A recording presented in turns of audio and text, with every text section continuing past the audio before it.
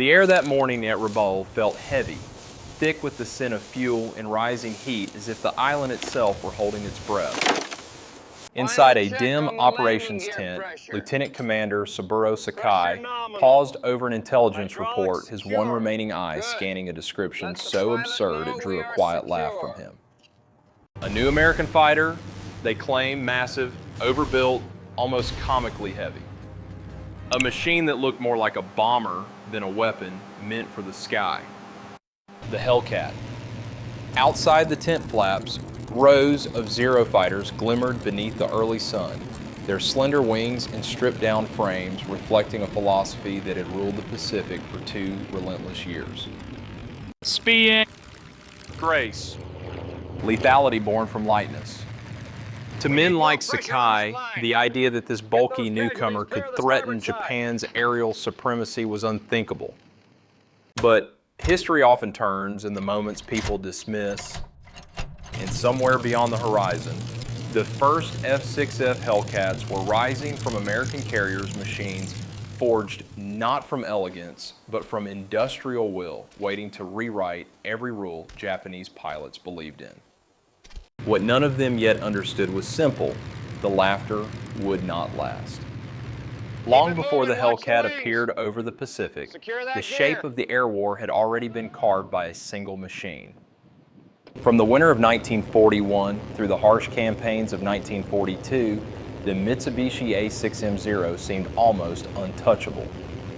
It swept across the skies of Hawaii, the Philippines, the Dutch East Indies, and northern Australia with a confidence that bordered on inevitability. Allied pilots, flying Hurricanes, Buffaloes, and early American fighters often entered battle knowing the Zero could outturn, outclimb, and outrange nearly everything sent against it. The mathematics of those early encounters favored Japan so heavily that defeat became expected, not exceptional. The roots of that dominance lay in a design philosophy unlike anything the United States had embraced.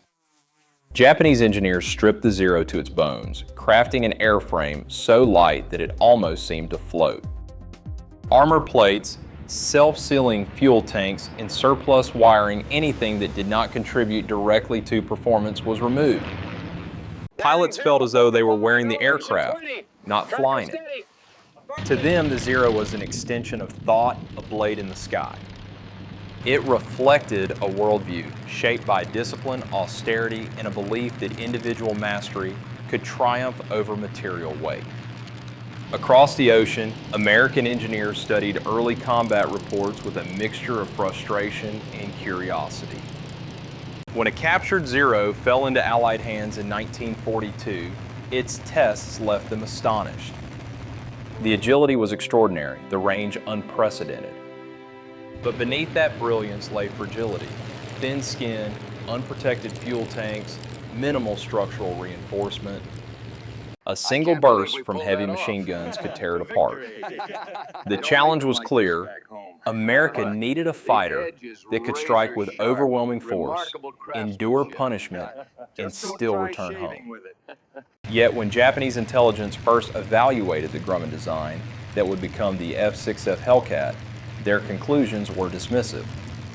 The aircraft weighed more than twice the Zero's loaded mass. Its fuselage looked swollen, its wings broad and thick, its radial engine a brute rather than a dancer. To commanders accustomed to equating lightness with mastery, the Hellcat appeared slow-witted, almost clumsy. A Zero will fly circles around it, they wrote. On paper, they were right. The Hellcat could not win a turning fight. It violated every principle the Japanese had spent years perfecting. But wars are rarely settled on paper. While the Japanese shore up their airfields from Rabaul to Truk, the United States was preparing something entirely different, an aircraft shaped not by elegance but by necessity, and a doctrine built not on duels but on momentum. Early in the autumn of 1943, the Pacific War's balance began to shift. Carriers approached battle with growing confidence.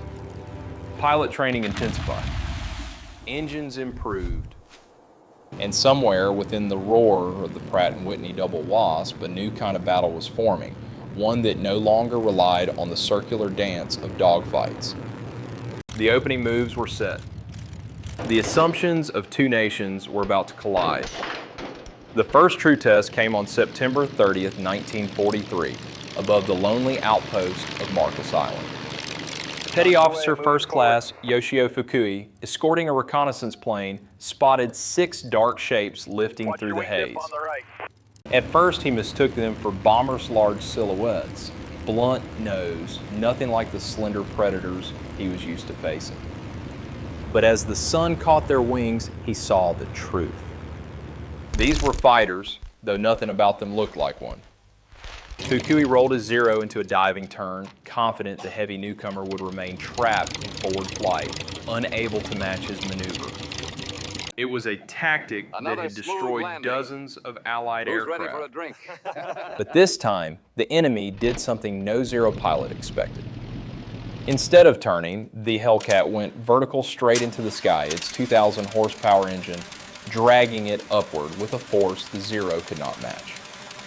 Fukui tried to follow. His airspeed bled away. His aircraft trembled. And above him, impossibly, the Hellcat pivoted in a tight hammerhead turn and dropped onto his tail.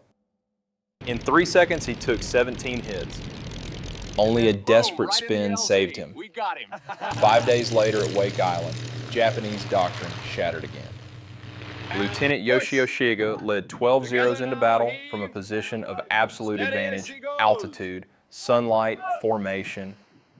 Yet when his fighters dived, the Hellcats below held formation and accelerated. Their armor soaked up the incoming fire. Their structure stayed firm under pressure that would have snapped a Zero apart. As the Japanese pilots exhausted their ammunition, the Hellcats climbed into thin air. The Zero's engine could no longer breathe. Then they descended like steel-weighted hawks. 8 Zeros fell. No Hellcats were lost. In briefing rooms across the Pacific, the meaning of these encounters became impossible to ignore. Lieutenant Commander Tateo Tanamizu, one of the few veterans who had survived multiple engagements, spoke plainly. Forget everything you know about air combat. The Americans no longer fight our fight. He described a doctrine unfamiliar to Japanese pilots' energy fighting. Speed in altitude became weapons. Engagements became slashing passes, not circling duels. Hellcats worked in pairs, coordinating by radio, attacking with precision one fighter could never achieve alone. We fly as individual warriors, Tanamizu warned. They fight as a machine. And the machine kept evolving. At Truk Lagoon, Commander Mitsuo Fuchida inspected damaged Zeros limping home from battle. The gulf in firepower alone was staggering. 6 Browning, 50 caliber guns threw out a storm of metal 5,500 rounds per minute, each round heavy enough to tear through a Zero's frame. Radar further widened the gap. While Japanese pilots scanned the horizon with unassisted eyes, American fighters were guided from ships that could see them 50 miles away. By late 1943, the skies no longer belonged to agility or tradition. They belonged to altitude, speed, coordination, and a kind of industrial precision the Zero had never been designed to face. The peak of air combat was shifting, and the shift was irreversible. By early 1944, the strength of Japanese naval aviation was no longer measured by victory ratios, but by what had been lost. The pre-war training pipeline, once the most demanding in the world, had collapsed under the weight of attrition.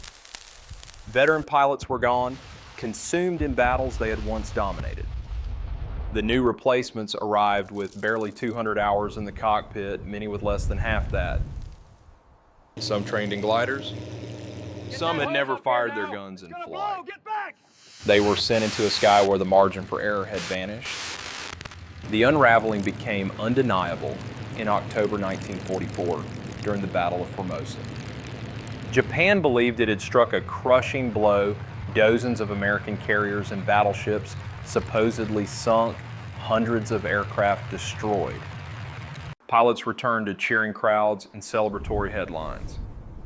But when gun cameras were developed and reconnaissance reports reached headquarters, the truth was stark. American losses were modest. Japanese losses were ruinous, more than 300 aircraft in the last concentration of truly experienced pilots. One veteran, Lieutenant Sadaki Akamatsu, described the horror with painful clarity. The Hellcats were waiting at every altitude. No matter where we climbed or where we dove, they were there. The real reckoning came months earlier, on June 19, 1944, over the Philippine Sea. The Japanese Navy committed its rebuilt carrier force in the hope of a decisive battle. Against them stood Task Force 58, 15 carriers, and nearly 1,000 aircraft, many of them F6F Hellcats. American radar detected the incoming Japanese strike at 150 miles. Controllers vectored Hellcat squadrons into perfect interception paths, stacked by altitude, positioned with the sun behind them. What followed would be remembered as the Great Marianas Turkey Shoot. In 12 minutes, 42 Japanese planes fell from the first wave alone. By dusk, more than 300 Japanese aircraft had been destroyed. American losses, 30. The collapse deepened at Leyte Gulf 4 months later. 7 Hellcats from the USS Essex, led by Commander David McCampbell, intercepted a formation of 60 Japanese aircraft. In 90 minutes, McCampbell scored 9 victories. His wingman, Roy Rushing, downed 6 more. Not a single Hellcat was lost. It was a moment that captured the total reversal of air superiority, 7 aircraft routing 60. But even statistics fail to capture the human cost. By 1945, pilot training in Japan had withered to 40 or 50 total hours. Kamikaze pilots' boys barely out of school received as little as a week of instruction. At Okinawa, the desperation reached its peak. Nearly 2,000 kamikaze sorties were launched against the American fleet. Hellcats, now veterans of a dozen campaigns, rose again and again to meet them. They intercepted roughly 80%. The rest slipped through in smoke and flame. When the battles quieted and the seas calmed, the consequences were unmistakable. A force once feared across the Pacific had been ground down to fragments, broken not only by superior machines, but by a system that could outbuild, outtrain, and out-endure anything Japan could sustain. To the United States, the Hellcat's ascent was more than a technological victory. It was confirmation that a new philosophy of warfare had taken hold. American commanders understood early that the Pacific Air War would not be won by individual brilliance, but by a system capable of sustaining pressure across thousands of miles. The F6F was the embodiment of that idea, a machine engineered not to outdance its opponents, but to survive, strike, and return in numbers too great to ignore. From the American perspective, the transformation was profound. Radar allowed carriers to see threats long before their pilots did. Ground controllers directed fighters with a precision that made interception almost routine. Pilot training emphasized repetition, discipline, and energy tactics, rather than the personal flair celebrated in traditional dogfighting cultures. Where Japan relied on the heroism of a shrinking elite, the United States built an assembly line of competence. Thousands of pilots were trained to the same standard, flying aircraft built to the same tolerances, guided by a doctrine that minimized individual risk while maximizing collective lethality. Globally, observers saw something larger than a single aircraft prevailing over another. They saw the arrival of industrialized air warfare, an approach that fused technology, logistics, training, and doctrine into a single instrument of national power. Even Allied analysts who admired the Zero's beauty and agility admitted privately that such machines belonged to a fading era. The future rested with aircraft like the Hellcat. which turned air superiority into something that could be planned, measured, and reproduced. For Japan, the contrast was devastating. The Zero represented a world in which the individual warrior mattered most, where mastery of craft could overcome material disadvantage. The Hellcat revealed the limits of that worldview. All clear to the left. No amount of personal skill could counter radar coverage stretching 50 miles, hardened armor that shrugged off glancing blows, or production lines capable of delivering a new fighter every hour. The lessons reverberated far beyond the Pacific. Military thinkers from Britain to the Soviet Union studied the Hellcat's record, recognizing that modern war demanded not only courage, but systems robust, flexible, and unrelenting. In the end, the American perspective was clear. The Hellcat did not merely defeat an aircraft, it reshaped the doctrine of air power itself. When the war finally ended and the Pacific skies grew quiet, the legacy of the Hellcat was written not just in numbers, but in the silence of those who understood what had been lost. For Japan's surviving pilots, the sight of American F6Fs touching down at Atsugi Airfield in September 1945 carried a weight no statistic could capture. The aircraft they had once laughed at now taxied calmly across their home runway, engines cooling in the afternoon air, symbols of a system that had outlasted every belief they once held sacred. In the years that followed, veterans from both nations spoke with a clarity only time can grant. Saburo Sakai, the celebrated ace who first dismissed the Hellcat as an impossibility, later admitted that the Zero belonged to an earlier world, a world where lightness, instinct, and individual brilliance could decide a battle. The Hellcat belonged to the future. It proved that air power in the industrial age would be governed by endurance, training, coordination, and the ability to protect the lives of those who fought.